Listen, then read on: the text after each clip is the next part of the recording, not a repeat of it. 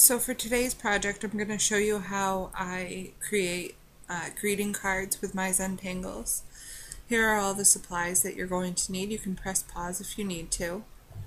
You're going to start off by selecting a envelope that you want to use. I chose this pink one, and then on a piece of cardstock you're just going to mark where that envelope lines up and then fold it to a little bit smaller than where you put that mark. And I'm just using some scissors to get a nice crease.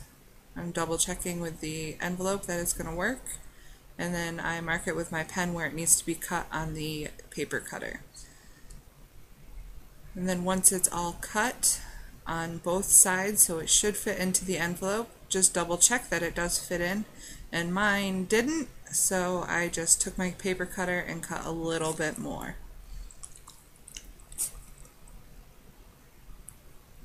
And now it fits just fine.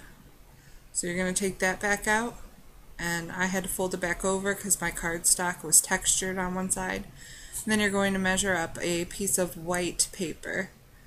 Now typically this would be a blank piece of paper, but my Zentangle was already done. But if you use a blank one, then you won't run into the problem that I had of cutting off part of your tangle.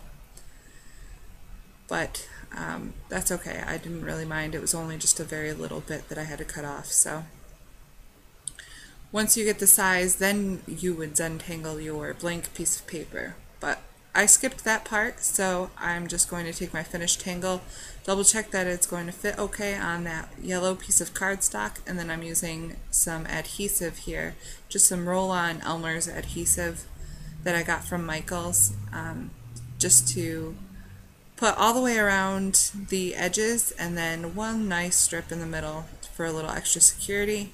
Measure it up to the center as best as you can, and then smooth it out. And this is where you can embellish a little bit, and I'm using Gorilla Glue because I couldn't find my super glue, but that's okay, this will dry clear anyways. And I'm just putting some rhinestones around the flowers a little bit.